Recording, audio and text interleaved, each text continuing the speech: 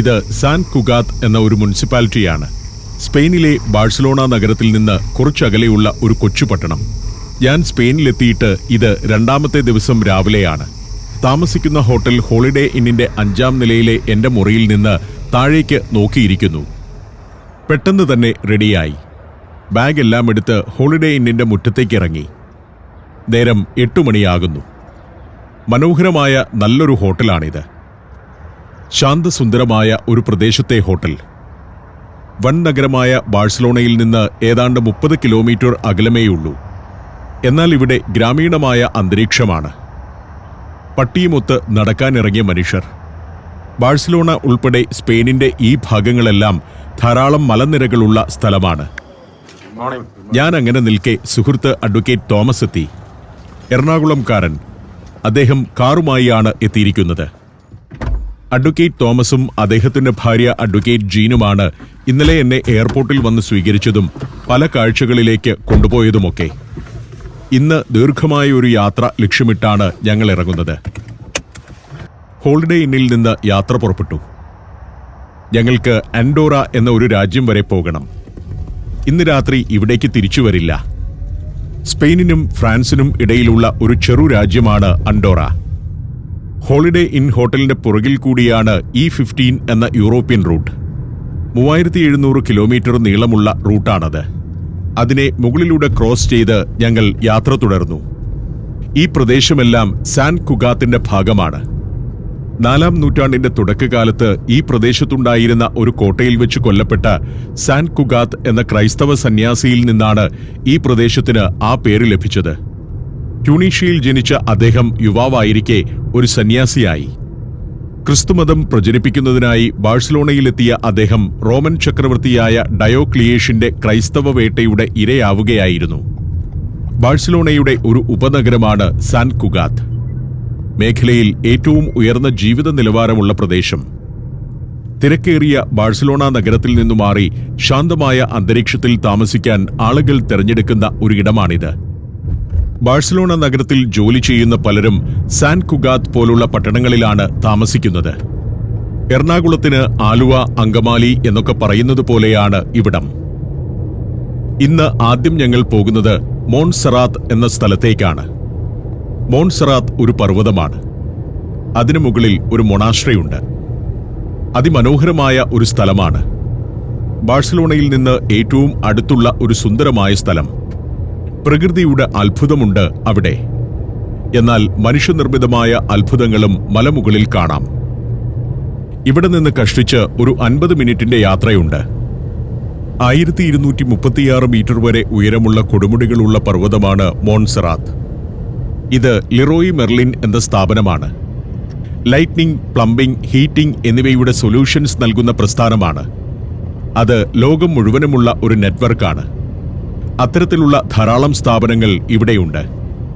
Barcelona നഗരത്തിൽ നിന്ന് ഏതാണ്ട് 40 കിലോമീറ്റർ ചുറ്റളവിലുള്ള പ്രദേശങ്ങൾ. ഇതിനെയെല്ലാം നല്ല ഹൈവേ കൊണ്ട് ബന്ധപ്പെടുത്തിയിരിക്കുന്നു. മോൺസെറാത്തിലേക്ക് ഇനിയൊരു 40 മിനിറ്റിന്റെ യാത്ര കൂടിയുണ്ടെന്ന് തോമസ് പറഞ്ഞു. തോമസ് പലതവണ അവിടെ പോയിട്ടുണ്ട്. മലനിരകളാണ് ഈ പ്രദേശത്തെല്ലാം. ഇവിടെ മാത്രമല്ല, സ്പെയിനിന്റെ വലിയൊരു ഭാഗം ഇങ്ങനെ മലകളും കുന്നുകളും താഴ്വരകളും നിറഞ്ഞതാണ്. ധാരാളം വനവുമുണ്ട്. നല്ല ഗംഭീരമായ അടിസ്ഥാന സൗകര്യങ്ങളാണ്. 6 വരിയും 8 വരിയും 10 വരിയുമൊക്കെയുള്ള പാതകൾ തലങ്ങും വിലങ്ങുമുണ്ട്. അതുകൊണ്ടുതന്നെ സ്പെയിനിന്റെ ഉൾനാടുകളിൽ ഗതാഗതം ഏറെ സുഗമമാണ്. കത്തലോണിയ എന്ന ഈ പ്രദേശം സാംസ്കാരികമായി സ്പെയിനിലെ മറ്റു പ്രദേശങ്ങളിൽ നിന്ന് വ്യത്യസ്തമാണ്. സ്പെയിനിന്റെ വടക്ക് കിഴക്കൻ ഭാഗത്തെ വിശാല പ്രദേശമാണ് കത്തലോണിയ. പ്രൗഢവും സവിശേഷതകൾ ഏറെയുള്ളതുമായ സംസ്കാരം നിലനിൽക്കുന്ന പ്രദേശം. ഭാഷ, കല, ആചാരങ്ങൾ എന്നിവയിലെല്ലാം സ്പെയിനിന്റെ മറ്റു ഭാഗങ്ങളുമായി കത്തലോണിയ വേറിട്ടു നിൽക്കുന്നു. കത്തലാൻ ഭാഷ തന്നെയാണ് അതിൽ പ്രധാനം. അതിന് സ്പാനിഷ് ഭാഷയുമായി ബന്ധമൊന്നുമില്ല. ഇവിടുത്തെ സ്കൂളുകളിലും ഓഫീസുകളിലുമെല്ലാം കത്തലാൻ ഭാഷയ്ക്കാണ് മുൻഗണന. നല്ല ഗംഭീരമായ അടിസ്ഥാന സൗകര്യങ്ങൾ കണ്ടുകൊണ്ടാണ് കടന്നുപോകുന്നത്. പലതരം ഹൈവേകൾ തലയ്ക്ക് മുകളിലൂടെ പോകുന്നുണ്ട്. അത് ഞാൻ ഇടയ്ക്ക് ശ്രദ്ധിക്കുന്നുണ്ട്. യൂറോപ്പിലൂടെ ഏതുവഴി പോകുമ്പോഴും ഇങ്ങനെയുള്ള കാഴ്ചകൾ ഉണ്ടാവാറുള്ളതാണ്. സ്പെയിനിലും കാര്യങ്ങൾ വ്യത്യസ്തമല്ല. കത്തലോണിയ എന്ന സവിശേഷ പ്രദേശത്തെക്കുറിച്ച് തന്നെയാണ് ഞാൻ ചിന്തിക്കുന്നത്. സ്പെയിനിന്റെ മറ്റു ഭാഗങ്ങളിലുള്ളവർ ആഘോഷപ്രിയരും ഒട്ടൊക്കെ അലസരുമാണെങ്കിൽ ഇവിടെ കാര്യം അങ്ങനെയല്ല. കത്തലോണിയൻ സംസ്കാരത്തിലെ ഏറ്റവും പ്രധാന ആശയമാണ് സെനി എന്നത്. പ്രായോഗിക ബുദ്ധിയെന്നും ഉത്തരവാദിത്ത ബോധമെന്നുമൊക്കെ അതിനെ വിശദീകരിക്കാം. അത്യധ്വാനികളാണ് കത്തലോണിയക്കാർ. അതുകൊണ്ടാണ് കത്തലോണിയ സ്പെയിനിലെ ഏറ്റവും വലിയ വ്യവസായ കേന്ദ്രമായതും. ടെക്സ്റ്റൈൽസ്, IT, ഭക്ഷ്യവ്യവസായം, ഫാർമസ്യൂട്ടിക്കൽസ് എന്നിവയുടെയെല്ലാം സ്പെയിനിലെ ഏറ്റവും വലിയ ഇൻഡസ്ട്രിയൽ സെന്റർ കത്തലോണിയയാണ്. സ്പെയിനിലെ മൊത്തം ആഭ്യന്തര ഉൽപ്പാദനത്തിന്റെ 20% കത്തലോണിയയുടെ സംഭാവനയാണ് താനും. ഒരു സ്വതന്ത്ര രാജ്യമായി മാറണമെന്നാണ് ഇപ്പോഴും കത്തലോണിയയിലെ ജനത ആഗ്രഹിക്കുന്നത്. 1930കളിൽ ജനറൽ ഫ്രാങ്കോയുടെ ഏകാധിപത്യ ഭരണകാലത്ത് കത്തലാൻ ഭാഷയും സംസ്കാരവും അടിച്ചമർത്തപ്പെട്ടിരുന്നു. അന്നു മുതൽക്കാണ് ഇന്നാട്ടുകാരിൽ സ്വാതന്ത്ര്യമോഹം ഉദിക്കുന്നത്.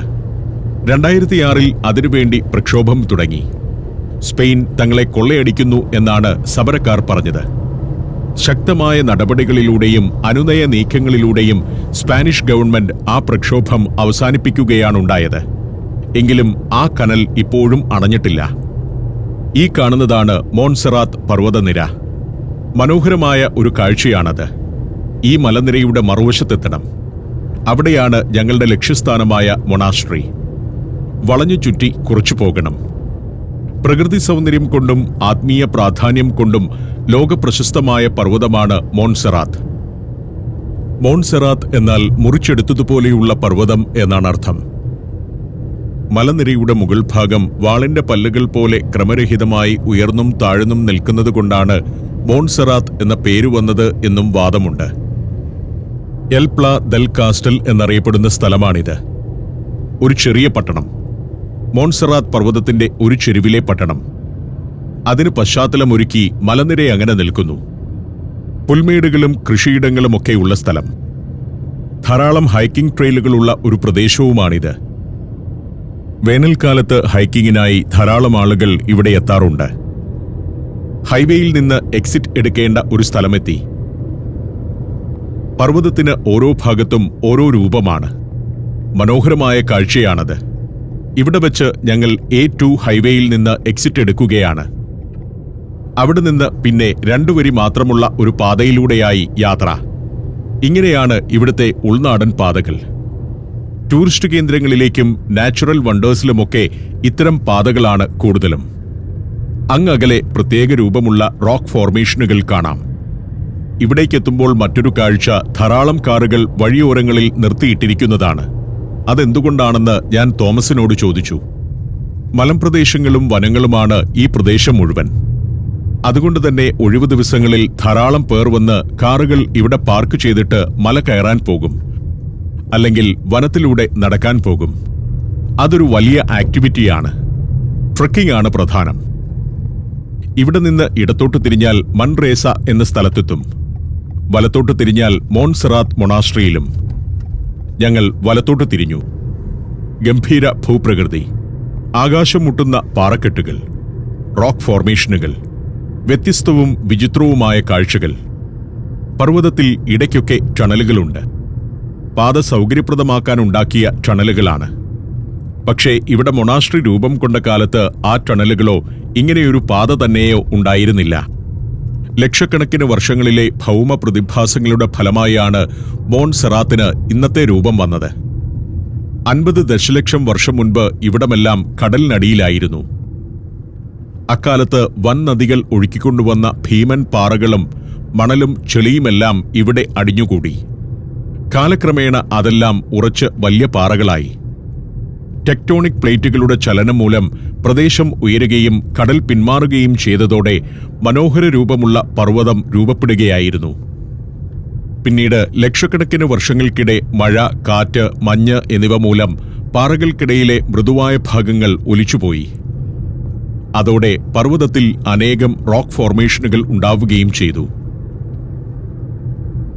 ഞങ്ങൾ കാണാൻ പോകുന്ന മൊണാസ്ട്രിക്ക് പുറമെ 12ഓളം പഴയ മൊണാസ്ട്രികളും ഹെർമിറ്റേജുകളും ഈ പർവ്വതത്തിലുണ്ട്. പണ്ട് സന്യാസിമാർ ജനക്കൂട്ടത്തിനിടയിൽ നിന്നു മാറി ഏകാന്ത പ്രാർത്ഥനയ്ക്കെത്തിയിരുന്ന സ്ഥലമാണിത്. അവർ വസിച്ചിരുന്ന ധാരാളം ചെറുഗുഹകളും ഇവിടെയുണ്ട്.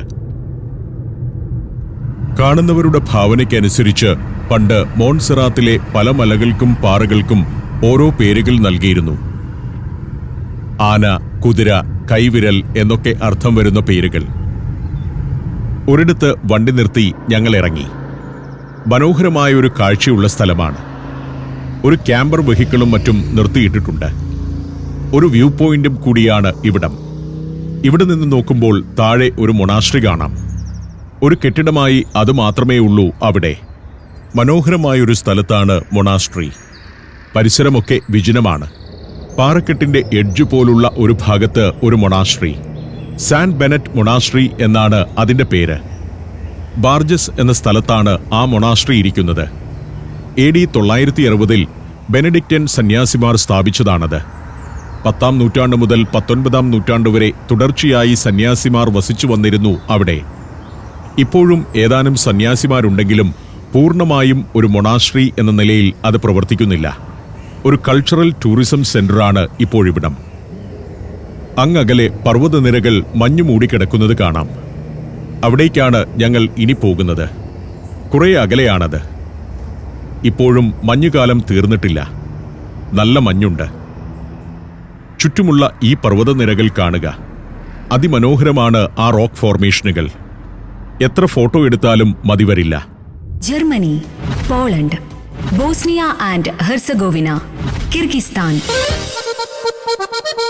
സഞ്ചാരം വോള്യം നമ്പർ 19. ഫുൾ HD-യിലുള്ള ഈ അപൂർവ ദൃശ്യയാത്രാ വിവരണ ശേഖരം സ്വന്തമാക്കാൻ സഞ്ചാരം എന്ന് SMS ചെയ്യൂ. ഫോൺ 9995444222. വീണ്ടും കുറേ ദൂരം ഓടി. അനേകം കാറുകൾ പാർക്ക് ചെയ്തിരിക്കുന്ന ഒരിടത്തേക്കാണ് എത്തിയത്. ഇതാണ് പ്രധാന പാർക്കിംഗ് ഏരിയയെന്ന് തോമസ് പറഞ്ഞു. വണ്ടി ഇവിടെ നിർത്തിയിട്ട് നടന്നു പോകേണ്ടി വരും. ഇനി അങ്ങോട്ട് വണ്ടി വിടാൻ സാധ്യതയില്ല. ഇന്നൊരു സൺഡേ കൂടിയാണല്ലോ. ധാരാളം ടൂറിസ്റ്റുകൾ വരുന്ന ദിവസം. എന്തും വരട്ടെ, ധൈര്യമായി വണ്ടി വിടാൻ ഞാൻ പറഞ്ഞു. പോകുന്ന അത്രയും പോകാം. അധികം നടക്കാൻ പറ്റില്ല. നടന്നാൽ സമയം വെറുതെ പോകും. ഒടുവിൽ പുരാതനമായ കെട്ടിടങ്ങളുള്ള ഒരു ഭാഗത്തെത്തി. അവിടെ വരെയേ വണ്ടി പോവുകയുള്ളൂ. ഞാൻ അവിടെ ഇറങ്ങി. കൂറ്റൻ പാറക്കെട്ടിന്റെ താഴ്വാരത്ത് കുറേയേറെ കെട്ടിടങ്ങൾ. ഇതാണ് ഞങ്ങൾ തേടി വന്ന മൊണാസ്ട്രി. സാന്താ മരിയ ദെ മോൺസെറാത്ത് ആബി എന്ന ഏറെ ചരിത്രമുള്ള സന്യാസി മഠം. അതിന് കാവലെന്നോണം ഉരുളൻ പാറക്കെട്ടുകളുടെ മല. ഇനി അങ്ങോട്ട് നടക്കണം. മുകളിൽ ഒരു റൂഫുള്ള ഒരു നടപ്പാതയുണ്ട്. ഈ റൂഫിന്റെ മുകളിൽ സോളാർ പാനലാണ്. ആളുകൾക്ക് വെയിൽ കൊള്ളാതെ നടക്കുകയും ചെയ്യാം. സോളാർ പാനൽ കൊണ്ട് വൈദ്യുതി ഉൽപ്പാദിപ്പിക്കുകയും ആവാം. ഒരു വലിയ ക്ലിഫിന്റെ വക്കിലൂടെയാണ് നടക്കുന്നത്. കടന്നുപോകുന്ന വാഹനങ്ങൾക്ക് തടസ്സം വരാതിരിക്കാൻ വേണ്ടിയിട്ടാണ് ഈ നടപ്പാത പണിതിരിക്കുന്നത്. വലിയൊരു ക്ലിഫിന്റെ വക്കിലാണ് നടപ്പാത. ഒരു ഭാഗത്ത് മൊണാസ്ട്രി. പർവ്വതത്തിലെ കുത്തനെയുള്ള ഭാഗമാണ്. വഴിയില്ലാത്ത കാലത്ത് നിർമ്മാണ സാമഗ്രികളും മറ്റു വസ്തുക്കളുമൊക്കെ എങ്ങനെ ഇവിടേക്ക് കൊണ്ടുവന്നു എന്ന് അത്ഭുതപ്പെട്ടു പോകുന്നു. ചില കെട്ടിടങ്ങൾ വേറെയുമുണ്ട്. കേബിൾ കാറിന്റെയും ഫണിക്കുലർ ട്രാമിന്റെയും മറ്റും സ്റ്റേഷനുകളാണത്. ഞാൻ വീണ്ടും നടന്നു. തോമസ് വണ്ടി പാർക്ക് ചെയ്ത് കാത്തുനിൽക്കും. ഷൂട്ട് കഴിയുമ്പോൾ ഞാൻ വിളിച്ചേക്കാമെന്നാണ് പറഞ്ഞിരിക്കുന്നത്. കുറച്ചുകൂടി മുന്നോട്ട് ചെല്ലുമ്പോൾ മലയിടുക്കിലൂടെ അങ്ങ് താഴ്വാരം കാണാം. അതിലൂടെ ഒരു ഹൈവേ കടന്നു പോകുന്നുണ്ട്. കൂടാതെ ഒരു കേബിൾ കാർ സ്റ്റേഷനുമുണ്ട്. ഒരു നദി ഒഴുകുന്നു. അവിടെ നിന്നാണ് കേബിൾ കാർ പർവ്വതമുകളിലേക്ക് വരുന്നത്. അവിടേക്കുള്ള വഴി അറിയാതെ പോയി. അവിടെ വന്നിട്ട് ഒരു കേബിൾ കാറിൽ ഇങ്ങോട്ട് വരാനായിരുന്നു എൻ്റെ പദ്ധതി. വരുമ്പോൾ ആ ലൊക്കേഷൻ പിടികിട്ടിയിരുന്നില്ല. താഴെ നിന്ന് കേബിൾ കാറുകൾ കയറി വരുന്നുണ്ട്.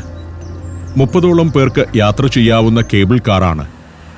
ആളുകൾ ഇരിക്കുകയല്ല, നിന്ന് യാത്ര ചെയ്യുന്ന കേബിൾ കാറാണ്. 1930 മുതൽ ഇവിടെ ഈ കേബിൾ കാർ സർവീസുണ്ട്. എല്ലാ ദിവസവും രാവിലെ 9 മണി മുതൽ 15 മിനിറ്റ് ഇടവിട്ട് ഇതിന് സർവീസുണ്ട്. 1350 മീറ്റർ നീളമുള്ള കേബിൾ കാർ സംവിധാനം. സാന്താ മരിയ ദെ മോൺസെറാത്ത് എന്ന ആശ്രമത്തിന്റെ ഭാഗങ്ങളാണ് ഇക്കാണുന്നതെല്ലാം. കത്തലോണിയയുടെ ആത്മീയവും സാംസ്കാരികവുമായ ഹൃദയമെന്നാണ് ഇവിടം അറിയപ്പെടുന്നത്.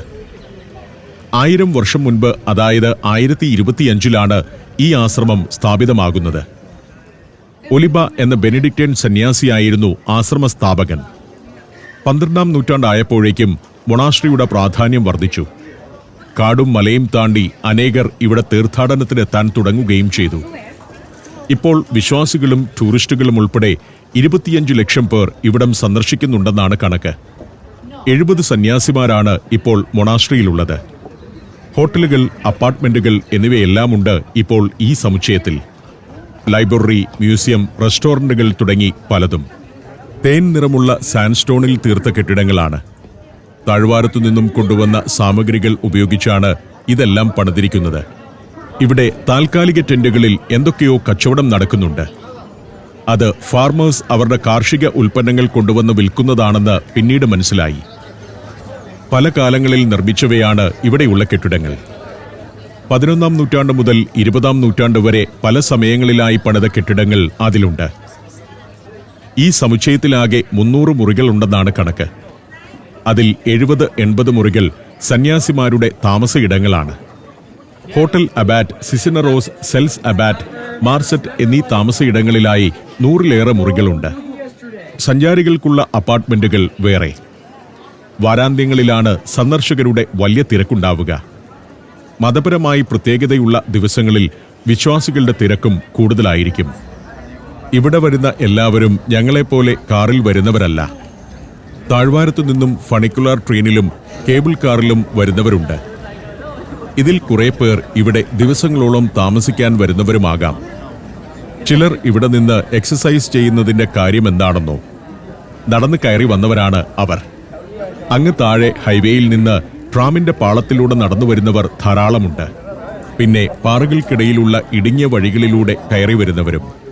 ഇവിടെ ഒരു ബൈനോക്കുലർ സ്ഥാപിച്ചിരിക്കുന്നു. താഴത്തെ കാഴ്ചകൾ അതിലൂടെ കാണാം. അത് പ്രവർത്തിക്കണമെങ്കിൽ പണമിടണം. ഒരു കുട്ടി അതിൽ കൊട്ടിയും മുട്ടിയും നോക്കുന്നു. ഒന്നും കാണുന്നില്ലത്രേ. താഴേക്ക് കോക്വീൽ ട്രെയിൻ പോകുന്ന പാളങ്ങൾ കാണാം. റാക്ക് റെയിൽവേ എന്നാണ് അതിനു പറയുക. താഴ്വാരത്തു നിന്നും ആ ട്രെയിനിലും ഇവിടേക്ക് വരാം. താഴേക്ക് നടന്നു പോകുന്ന ആളുകൾ നടന്ന് മലയിറങ്ങി പോവുകയാണവർ. വലിയൊരു ശതമാനം ചെറുപ്പക്കാരും അങ്ങനെയാണ് വരുന്നതും പോകുന്നതും. ഒരു ടൂറിസം ആക്ടിവിറ്റി എന്നതിനൊപ്പം ഒരു വ്യായാമവും.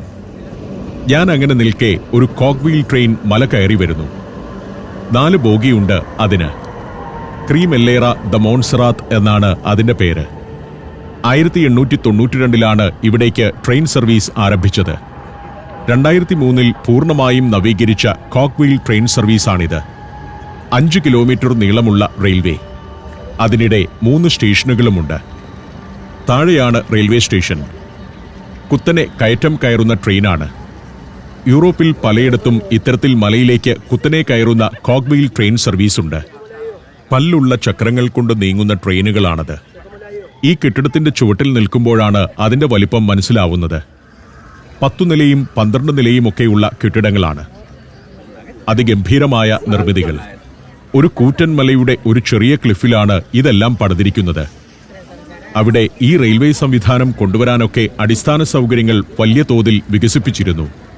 കത്തലോണിയൻ ഗവൺമെന്റിന്റെ കീഴിലുള്ള പൊതുമേഖലാ സ്ഥാപനമാണ് ഈ റെയിൽവേ നവീകരിച്ചത്. നടത്തിപ്പും അവരാണ്. വീണ്ടും ഒരു ട്രെയിൻ കയറി വരുന്നു. ഓരോ തവണയും 300 യാത്രക്കാരെയാണ് ഈ ട്രെയിൻ മലമുകളിലേക്ക് കൊണ്ടുവരുന്നത്. ഫെറോ കാരലിസ് ദേ ലാ ജനറലിറ്റാറ്റ് എന്ന കമ്പനിയാണ് റെയിൽവേയുടെ നടത്തിപ്പുകാർ. താഴ്വാരത്തു നിന്നും 580 മീറ്റർ ഉയരത്തിലേക്ക് കയറി വരുന്ന ട്രെയിൻ 15 മിനിറ്റ് കൊണ്ടാണ് അത് 5 കിലോമീറ്റർ ദൂരം കയറുന്നത്. അതിമനോഹരമായ ഒരു ലൊക്കേഷനിലാണ് ഈ മൊണാസ്ട്രി ഇരിക്കുന്നത്. പശ്ചാത്തലത്തിൽ എഴുന്നുനിൽക്കുന്ന റോക്ക് ഫോർമേഷനുകൾ. തേൻ നിറമുള്ള ചുണ്ണാമ്പ് കല്ലുകൊണ്ടാണ് കെട്ടിടങ്ങളെല്ലാം പണിതിരിക്കുന്നത്. ഹോട്ടലുകളും മ്യൂസിയങ്ങളും ലൈബ്രറിയും പല പല റെസ്റ്റോറന്റുകളും അനേകം ഷോപ്പുകളുമെല്ലാമുണ്ട് ഇവിടെ. സ്വയം സമ്പൂർണമായ ഒരു ടൗൺഷിപ്പ് തന്നെയാണ് ഈ മൊണാസ്ട്രി. ഇവിടെ മുകളിലേക്ക് കുറേ പടവുകളുണ്ട്. ഇവിടുത്തെ ഏറ്റവും പ്രധാന ആകർഷണം ഒരു ബസിലിക്കയാണ്.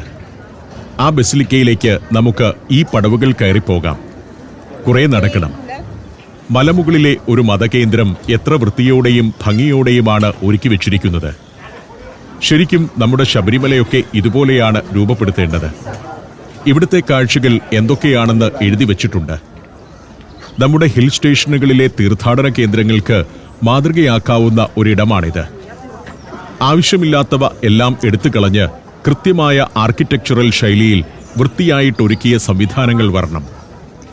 അങ്ങനെയായാൽ ലോക നിലവാരമുള്ള തീർത്ഥാടന കേന്ദ്രമാക്കാൻ പറ്റും നമ്മുടെ ശബരിമലയൊക്കെ. മലയുടെ പശ്ചാത്തലത്തിൽ ഇവിടെ പണിതിരിക്കുന്ന കെട്ടിടങ്ങൾക്കൊക്കെ അതുമായി മാച്ച് ചെയ്യുന്ന ഒരു കളർ സ്കീമാണ്. തോന്നും വിധം നിറങ്ങൾ അടിച്ചിട്ടില്ല. കെട്ടിടങ്ങൾക്കൊക്കെ പൊതുവായ ഒരു ശൈലിയുണ്ട്. നേരെ മുന്നിൽ കാണുന്ന കെട്ടിടത്തിന്റെ അകത്തുകൂടിയാണ് ബസിലിക്കയുടെ അകത്തേക്ക് പോകേണ്ടത്.